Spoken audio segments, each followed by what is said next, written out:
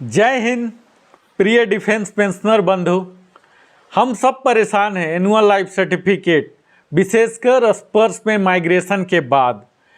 तो माइग्रेशन के बाद भी लाइफ सर्टिफिकेट जमा होगा जैसे पहले जमा होता था। कुछ विधियों में बदलाव लाई गई है।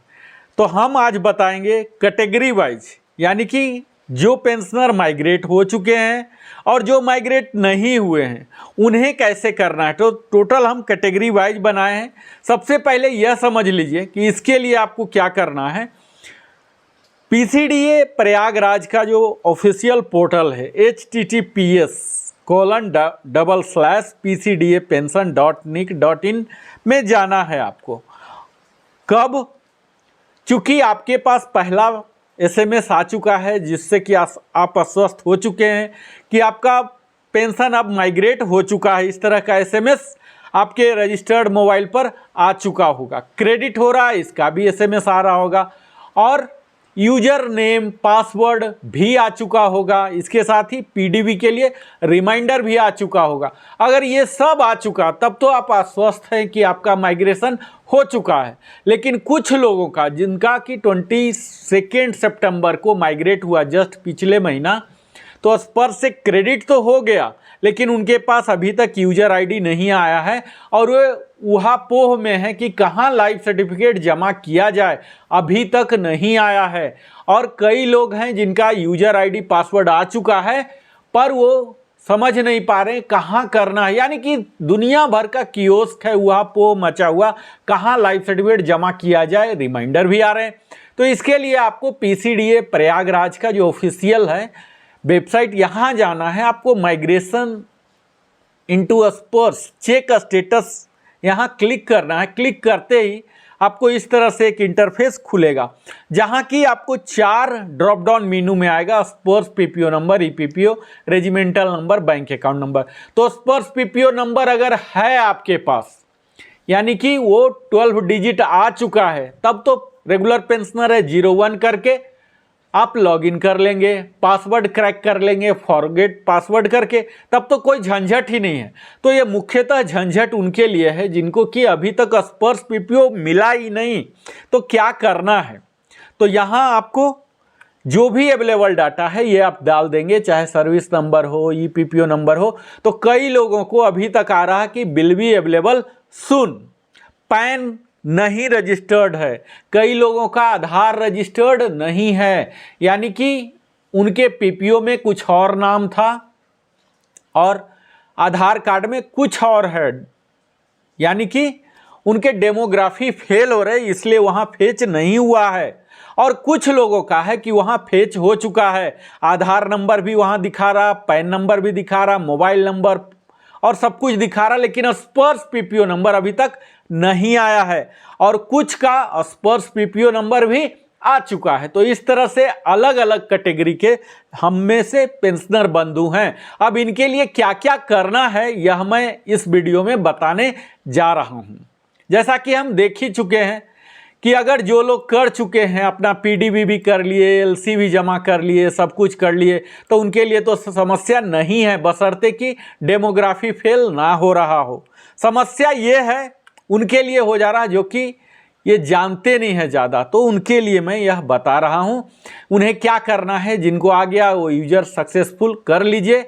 और यहाँ आगे बताऊं मेन सॉल्यूशन, इससे पहले मैं Narendra Kumar wellness consultant entrepreneur trainer आप सबों से विनम्र निवेदन करता हूं, अगर आप हमारे चैनल में पहली बार आए हैं तो अवश्य सब्सक्राइब कर लें, लाइक कर लें, कमेंट कर लें, शेयर करें ताकि हमारे चैनल को भी ग्रो करने का अवसर मिले। अब मैं बात करता हूं कि कितने कैटेगरी है। तो मैंने आपकी सुविधा के लिए 4 कैटेगरी में पेंशनर को बांटा है।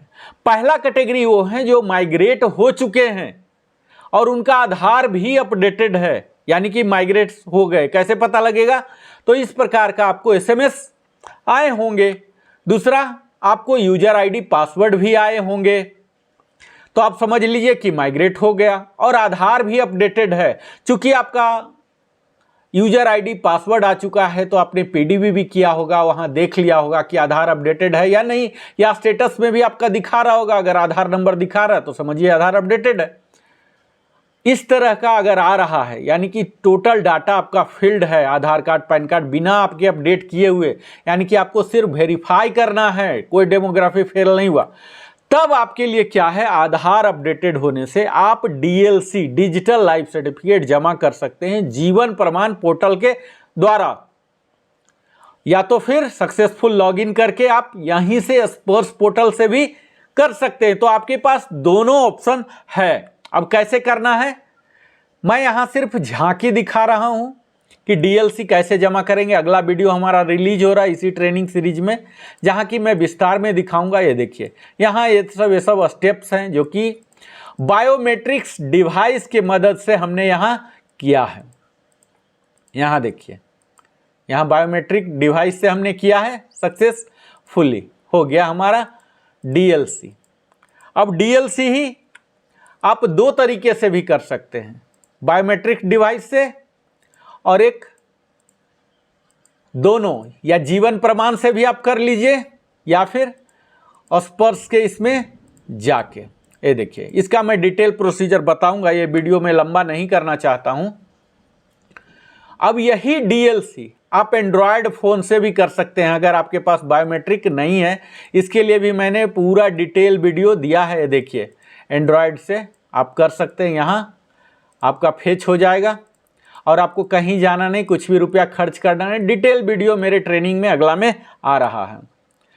अब क्या करना है आपको, अगर दूसरा कैटेगरी वो लोग हैं जो कि माइग्रेट तो हुए हैं लेकिन आधार नहीं अपडेटेड है, यानी कि डेमोग्राफी फेल है, कुछ ना कुछ उनके आधार कार्ड में समस्या है, डेट ऑफ बर्थ का इशू है, नेम का इशू है, कुछ ना कुछ मिसमैच है पीपीओ से, या तो वहाँ ए है और यहाँ अरुणप्पा है, इस तरह से कुछ ना कुछ चेंजेज हैं। तो उनके लिए क्या करना है, तो उनके लिए मैनुअल लाइफ सर्टिफिकेट आप जमा करेंगे। इसके लिए ज़रूरी है कि आपको लॉगिन आईडी और पासवर्ड आया है, यानी कि आपके स्पर्श के पीपीओ आईडी आपको मिल चुका है, जनरेट हो गया, वहां निकल रहा, तब तो आप एमएलसी जमा कर सकते हैं। अब एमएलसी जमा करने का क्या प्रोसीजर है, ये भी मैं डिटेल में दिखाया हूं। यहां मैं एक झलक दिखा रहा हूं, झांकी दिखा रहा हूं। मेरा अगला वीडियो आ रहा है, उसमें पूरा डिटेल रहेगा। यहां देखिए, हमने एमएलसी पहले जनरेट कराया और यहां साइन करा के फिर अपलोड कर दिया। तो यह तो एमएलसी का भी प्रोसीजर है। तो डीएलसी एमएलसी दोनों हो गया। अब वो कैटेगरी हैं जो कि माइग्रेट तो हो गए हैं लेकिन अभी तक उनको पीपीओ आईडी नहीं मिला, यानी कि यूजर आईडी पासवर्ड नहीं मिला, न तो वहाँ स्टेटस चेक करने में उनको दिखा रहा। तब उन्हें क्या करना है, तो उन्हें एज इट इज जैसे आप अपने पीडीए के पास जाते थे अभी तक, चाहे वो डीपीडीओ हो, पोस्ट ऑफिस हो, बैंक हो, जो आप लाइफ सर्टिफिकेट मैनुअल जमा किया करते थे वही जमा कीजिए। तो यहां कोई चेंजेज नहीं होंगे। चौथा और लास्ट कैटेगरी है जिनका कि माइग्रेशन हुआ ही नहीं, डिफेंस पेंशन तो है मिल रहा लेकिन अभी तक उनका स्पर्श में माइग्रेट नहीं हुआ है। तब उन्हें एज इट इज जैसे वो कर रहे थे इसी तरह से उनको जमा करना है, बैंक में ही, पोस्ट ऑफिस में ही, डीपीडीओ में ही, यानी कि वही एज यूजुअल ट्रेडिशनल तरीका उनको अपनाना है। नॉन माइग्रेटेड वाले को कोई पजल होने की जरूरत नहीं। अब यहां मैं आपको हिदायत दे दूं कि अगर आप स्पर्श का माइग्रेशन हो गया, अब आप जीवन प्रमाण के द्वारा कर रहे हैं, तो यहां आपके लिए जरूरी है कि आप स्पर्श का पीपीओ नंबर और पीडीए को स्पर्श ही सेलेक्ट करें, ना कि पिछले बैंक की भांति, वो रिजेक्ट हो जाएगा। तो यह बहुत ही अहम विषय है। स्पर्श पीपीओ नंबर आपको डालना है और पीडीए में स्पर्श डालना है। ये डिटेल मैंने दिखाया है। तो मुझे उम्मीद है यह छोटा सा वीडियो सिर्फ एक आपको आइडिया दे रहा है। डिटेल मैं आपको बताऊंगा पूरा, डीएलसी एमएलसी बायोमेट्रिक से, एंड्रॉयड से किस तरह से करते हैं। कंप्लीट वीडियो हमारा अगले ट्रेनिंग में आ रहा है। इस ट्रेनिंग में आपने आइडिया, आपको ओवरव्यू आ गया। अगर आपने हमारे चैनल को अभी तक सब्सक्राइब नहीं किया, अवश्य ही सब्सक्राइब करें ताकि हमारे चैनल को ग्रो करने का अवसर मिले। लाइक करें, कमेंट करें, शेयर करें और यथासंभव मैं बताने का भी प्रयास करूंगा। ये बेल आइकन को भी आप पुश कर लीजिए ताकि इस तरह की कोई भी वीडियो में अपलोड करता हूं तो आपको समय से मिलते रहे। बहुत बहुत धन्यवाद। आप जीवन के बहुमूल्य समय हमारे साथ नरेंद्र कुमार वेलनेस कंसल्टेंट के साथ लगाते हैं। अगले वीडियो में मैं और भी यूजफुल और भी अपडेट एक्सपर्ट्स के लिए आपके लिए लाऊंगा। तब तक अनुमति चाहिए।